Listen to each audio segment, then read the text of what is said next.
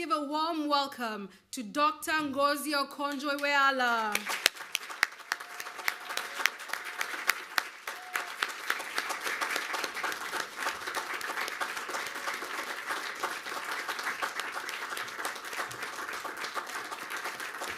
Welcome.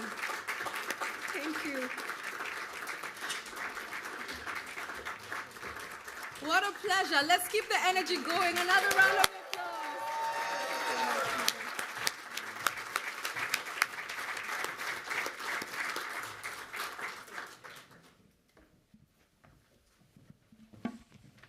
Hello, everyone. It's lovely to see you all here. Thank you so much, Dr. Okonjo-Iweala. This is actually a moment that has some huge significance for SOAS and for students, for all the people involved in this panel in organizing this event. It's such an honor. And as a proud African, it's a double honor.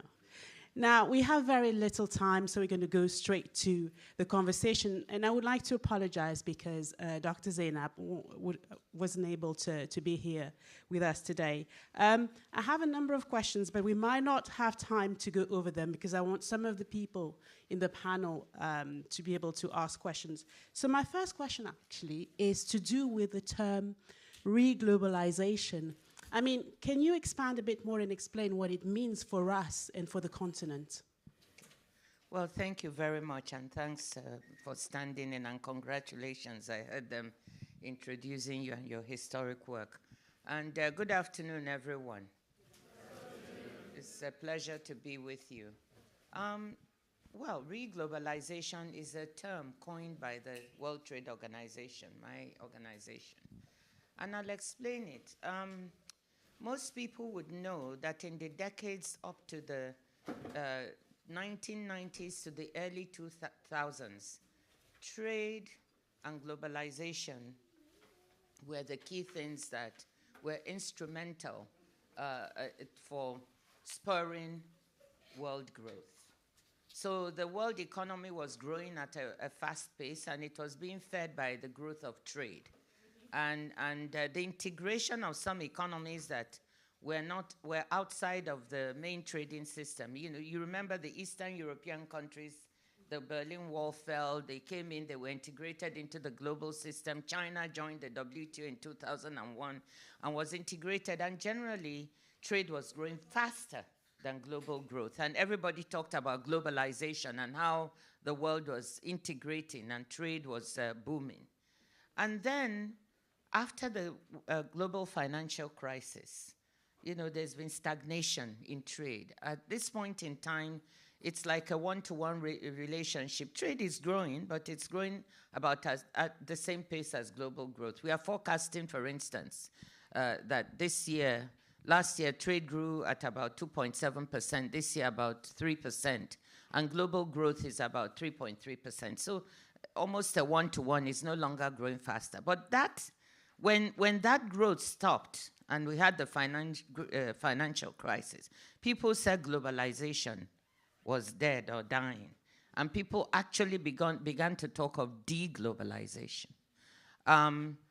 That phenomenon is what is being talked about now. So what we are saying is that we don't think that deglobalization is the way to characterize the world, or to say that globalization is over. Because just as developing countries are getting ready to take advantage of the world's global trading system, to say the era of globalization is over, it's like telling them, well, we used it, we grew, our incomes grew, and now it's over, and you don't have a chance. We've seen an opportunity at the WTO in what has happened during the pandemic for something we are calling reimagining globalization. Reimagining it to integrate those who were at the outer edges or the margins of globalization and didn't benefit, to bring them into the mainstream. And how will this happen? We see that the world during the pandemic saw that certain value chains and supply chains where there was too much concentration of some supply chains, some manufacturing in some geographies. And that's not what the world was really looking for. The world began to see supply chains very vulnerable during the pandemic.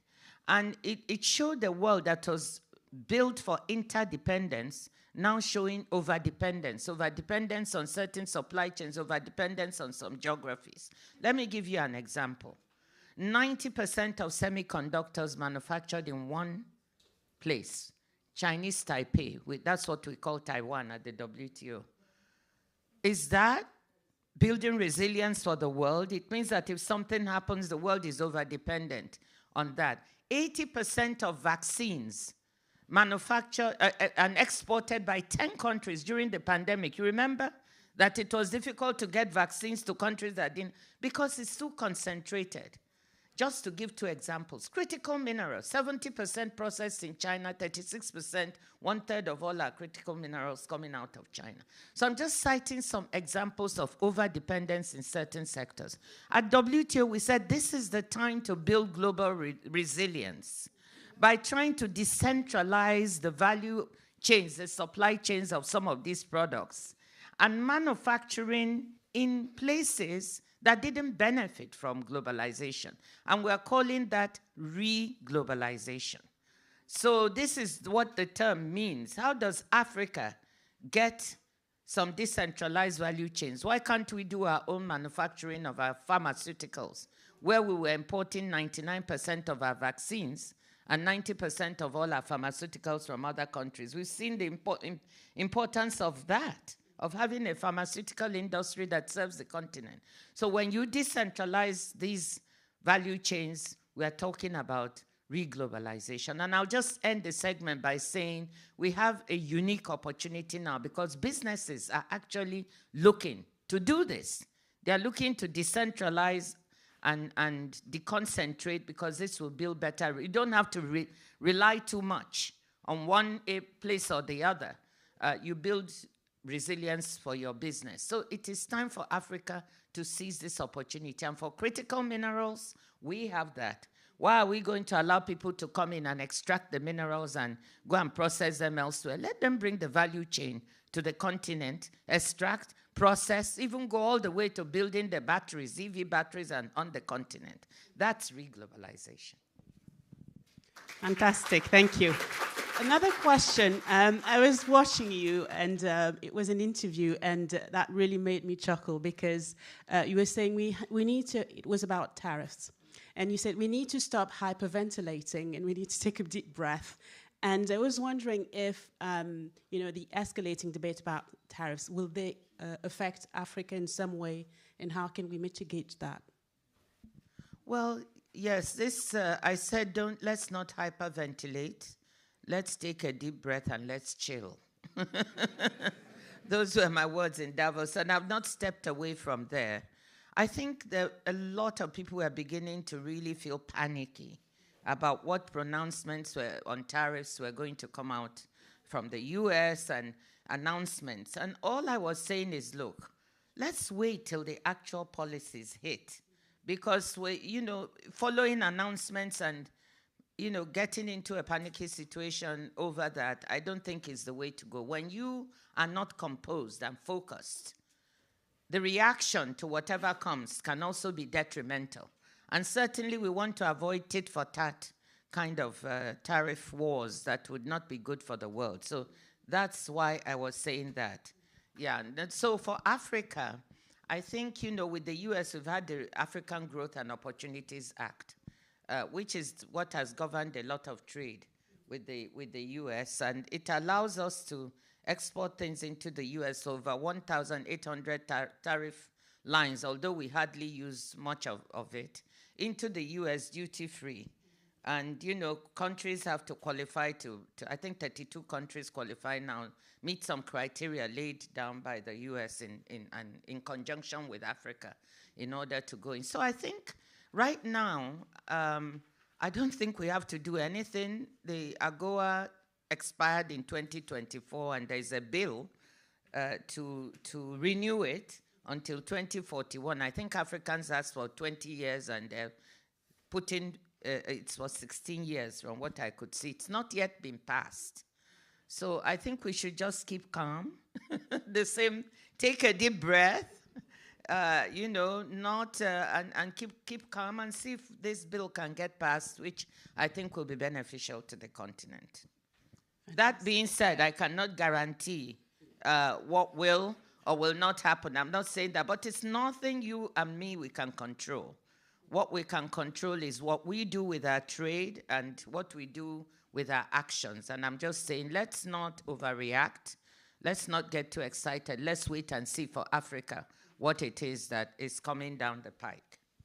Thank you. I have one last question before passing on to the audience, which is really interesting. You also mentioned that one of the fastest growing type of trade, the trade that is digitally delivered. Do we have a space in that? Or do you think that Africa is not ready yet? What do you think? Oh, Africa is very ready. I'm actually very proud because our young people are out there, in spite of all the obstacles, doing everything they can in the digital space. And you see a lot of tech startups in various countries, from Kenya to Nigeria to Ghana to, you know, various, Rwanda, you name it, countries, Uganda. You have a lot going on in that space. So let me focus on that first. So digital trade and services trade are growing faster than goods trade. Okay? So goods trade is the bulk of trade in the world now. We have $30.4 trillion in total global trade. Out of it, a world economy of over 105 or so trillion. So $30.4 trillion, out of that about 25 trillion is goods trade, and the balance is services trade. But goods trade is growing at about 5.6 or 5.8%, and services trade is growing faster. And within it, digitally delivered services trade, which is anything from the movies that are sold across borders to designs to those trading on the internet and so on, to financial services, to consulting services, to back office services, is growing at 8 to 9% per year. So it's the fastest growing segment.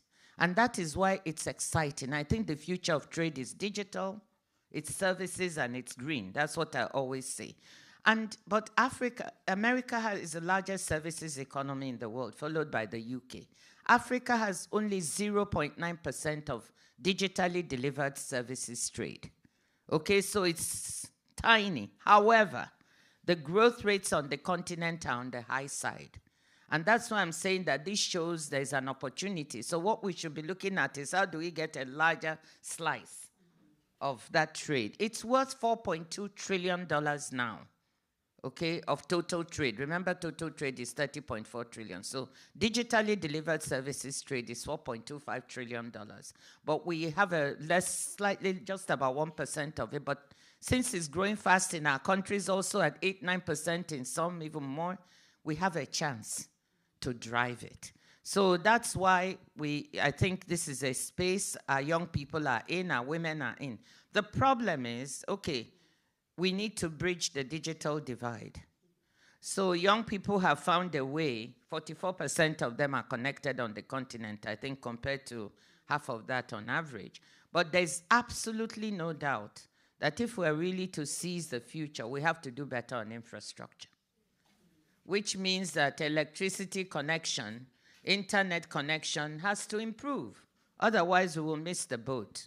And that's why at the WTO, we're actually doing with the World Bank a project on digital trade in Africa, looking at 16 pilot countries and saying, what do we need to do to connect them? And you know there's this project with African Development Bank and World Bank to connect 300 million people. You know, tying into all that, if we can improve the electricity connectivity and the digital internet connectivity, that's what we're all driving towards. Then there's also the regulatory framework for digital trade, which many of our countries don't have. You need it. So at the WTO, we're also going to help build that. And then I think we'll be providing the environment for that to take off. Thank you, Madam Director General. Yeah, I think I need to clap for this. Fantastic. We don't have much time, so yes, the first question there. Okay. We might need a... Do you want one? Let me just... No, you answer. Oh, there's a mic coming.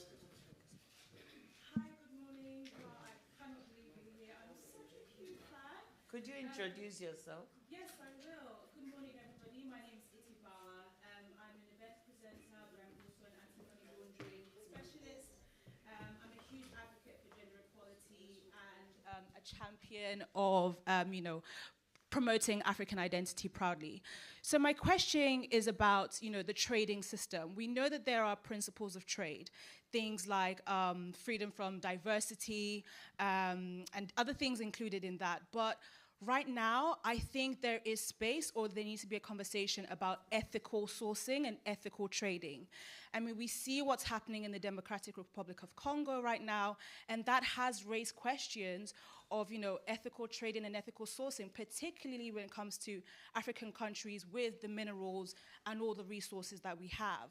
So what do you say to that? Do you think there is space for the principles of trading systems to adjust to include ethical sourcing, ethical trading? Or, what are your thoughts on that? What can we expect, really? What's the future of trading, and can it include ethical sourcing? Yes, a very good question. And usually my members at the WTO don't like to get into those kinds of topics because they think we have a rules-based organization. For us, the issue is predictability, stability, fairness, and openness of trade. But increasingly, there are these issues that come in. And usually, if you raise it, they'll say, let's go to the ILO and try and deal with those issues. But I'm also increasingly saying to them that some of these issues we can't really avoid at the WTO. I'm sure that there'll be nobody who wants to feel good because either the copper or the diamonds or the gold that they traded and are being used for products were mined by children who should be in school. Yeah, so I'm very much not for that. Okay, so I think that those principles, but how we apply it and how we make sure we don't have rules that are blunt and don't recognize, because some people say child labor in Africa. This is where some of my members get a little nervous about these issues, because when children in our culture are genuinely helping, they are going to school but they are living with a relative or a friend and helping, sometimes it's deemed child labor. Then we need to make a difference between that and what you're talking about. Children who should be in school, have good health care, be fed, and who are working in the most abysmal conditions. So if we stick to that, I'm certainly all for the ethics. I don't think you or me or anyone will want to have products that have been produced or mined by children who should be in school. So I think there's room, and we need to evolve in terms of our trade rules. We're already seeing some evolution towards how do we integrate the issues of, let's say, female empowerment and gender issues. And I think we can go from there. And I think some trade agreements outside of the WTO even have evolved to make sure that child labor and all that is not included. So we are getting there. Very good question. There's a question there, with a hat. Thank you. Thank you. Good afternoon. My name is Felix Ochefu. It's a pleasure to be here and to speak to you and to ask you this very important question. So, for the young people in the diaspora that are passionate about Africa, how effectively can we contribute from the diaspora? Or would you encourage us to move back home to best take advantage of the opportunities growing on ground? Thank you. Well, thank you. I think that's a really crucial question for this crowd.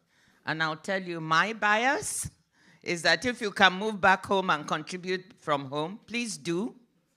I did that. At some point in my career, I resigned and left the place I was in. I went back twice, 3 times to go and serve twice. No, actually 3 times. So if you can, but if you don't do that, that doesn't mean you cannot contribute. You can absolutely contribute from the diaspora. And there are many ways, and you don't also have to be in government to contribute. You can be in the private sector, you can be running a civil society organization, and you can still contribute. And I can give you examples. If some of you are working in the private sector, I just gave you an example that what we need to focus on is how does Africa attract the supply chains to decentralize into the continent? How do we do that? even agro-processing supply chains. So if you are working with a private company and there's an opportunity to attract them to look at African countries, why can't you advocate for that? You know, our countries also need to work. Investment is not going to arrive on your doorstep. There's a lot of competition. If the US is bidding for investors and the UK is having investment conferences, you can imagine how we can compete. So we also need, for our governance, our bureaucracy, and all the measures that make it difficult for investors to come in, we need to work on that. But that being said, from the diaspora, you can do that. If you're in civil society, you can be looking at what can I do in health, human services, education that can make things better from here. Your own, if you're an entrepreneur, even better. If you're in the diaspora, what can I do that can help create jobs back home? How can I source from home? How do I make it so my business can also link back to the country and create some jobs there? So I think from the diaspora, there's just so much. I could go on and on. So don't feel you're here, I can't do anything. You most definitely can and should if you're in a position. Fantastic question. I want to take some questions from the back. So we have the lady there with the yellow hat, the young lady there with the yellow dress. Let's stop there first, because yes, yellow hat or green? Thank you, it's green. Good morning, everyone. My name is Aisha Ahmed. I'm a senior finance and policy advisor. Good morning, Dr. Okonjo-Iweala. It's so good to see you. I want to ask you about the Women in Trade initiative. I was very impressed to see that this was launched last year. I think it's $50 million. And we all know about female entrepreneurs. We know that a lot of young women, are increasingly creative and have a lot of value to add to the world. So beyond funding, what do you think are the structural or policy initiatives that African countries can, come up with to align with that initiative, and what are you doing in that respect? Thank you. Thank you. Aisha has been very modest. She's a former deputy governor of the Central Bank of Nigeria, so she's a big lady.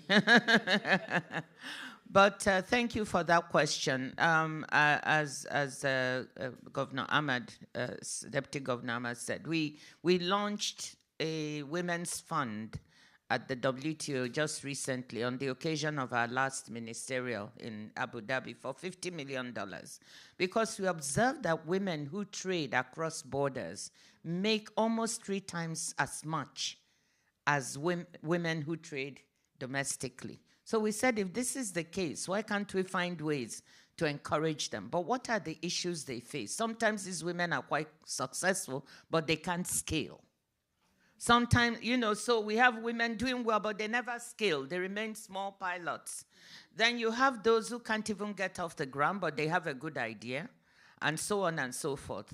So we came up with the idea of trying to see those who are trading digitally, and we stuck to the digital trade because of what I told you. You can see I'm a fan. Every country I go to on the continent, you meet this group of women who are already trading digitally. So how could we help them to tackle the constraints they face? Sometimes it's lack of access to information on where the markets are. Sometimes it's access to finance that they don't have. Sometimes it's how to manage success and scale up to be bigger. Sometimes it's quality issues. How do I meet the standards, so that my products can go to markets? In the Caribbean, I met women who said, okay, I'm selling here, but I want to enter the US market. And my products need to be of a certain standard. How do I meet that? So we launched this fund, and the manager of the fund is actually here, the co-manager, who is my gender advisor and also special assistant. Nicole, where are you? Yeah. So she's the co-manager of this fund. So do you want to say a quick word? Just, why should I say it when you're right there? Tell them.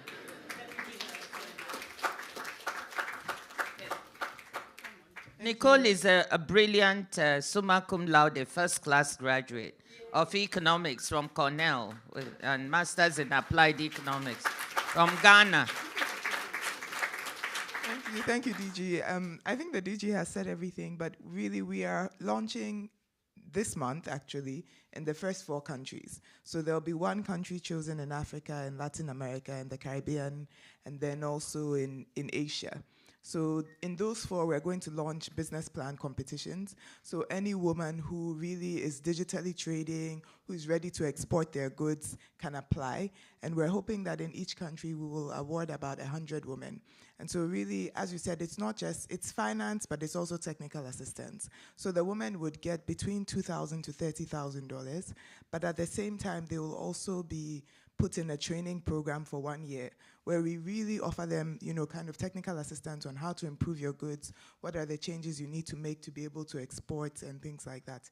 So we're hoping that next year by this time we can give you some even more solid results of how this trade is impacting the women. Thank you. Yeah. And the idea is that by investing in them, they should create jobs. So that is one of, we are going to have KPIs to monitor whether we are being successful with this program. And one of the KPIs will be how many jobs have you created through the support, financial and otherwise, that we've given you. So Aisha, I hope that we are building it, and as we go along, we'll be looking at how to make it. If it's successful, we'll scale it up even more. Yes, and we need to wrap up, but I promised this young lady that there will be a last question. So a very last question, and then we'll have to wrap up, I'm afraid. I'm sorry about that. Yes. Thank you. Good morning. Auntie, my question, I think, is a little bit, since you are from WTO, it's going to be a little bit controversial. Okay. Given the... Ivanira, I'm from Guinea-Bissau. I'm actually next month launching a project called Tabanka House, which is actually focused for the diaspora in us telling our own story based on our own narrative. So, given the challenge African nations normally face with the WTO, would you think it would be a good idea exiting the WTO, and that will allow African countries to negotiate fair trade agreement to prioritize local industrialization and self-sufficiency? The answer is no. Why? Unequivocal no, okay? Because why would you want to do that? The WTO has all the rules that govern trade in the world. So if you exit, we have countries that are not members struggling to join. There are 22 in the queue right now. And one of the biggest is Ethiopia, who has not joined. They are doing everything to join. Why is it important? Because WTO rules govern world trade. The agreements reached there on what tariffs to charge and how to charge them, and the way you accord it to all members, mean that you have some certainty and predictability to your trading arrangements.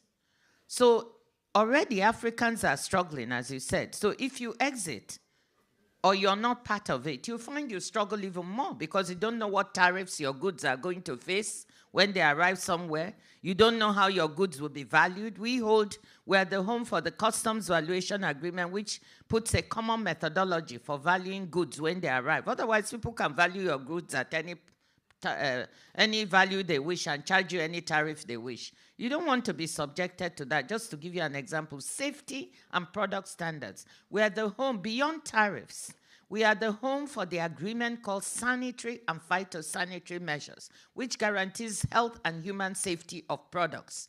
Puts a benchmark so that when something is arriving, you can't test every single thing. You at least know it meets a minimum standard that will not hurt your population, right? Product standards, the same thing. Intellectual property, we're the home of the agreement on trade-related intellectual property aspects. So we have several important agreements that bring trust and flow and predictability in world trade. If Africa exits, it's not good. Now, what do we need to do? The point is what I said in the beginning, that Africa has not benefited as much. Africa's trade remains is stagnating at 3% or below, which I'm not happy about. Least developed countries, the 44 of them, of which there are about 32 on the continent or 33, their trade has stagnated at about 1%, which means we're not benefiting from the world trading system the way we should. So we need to look and say why. And when you look, you'll find that trade costs on the continent are a factor. So high.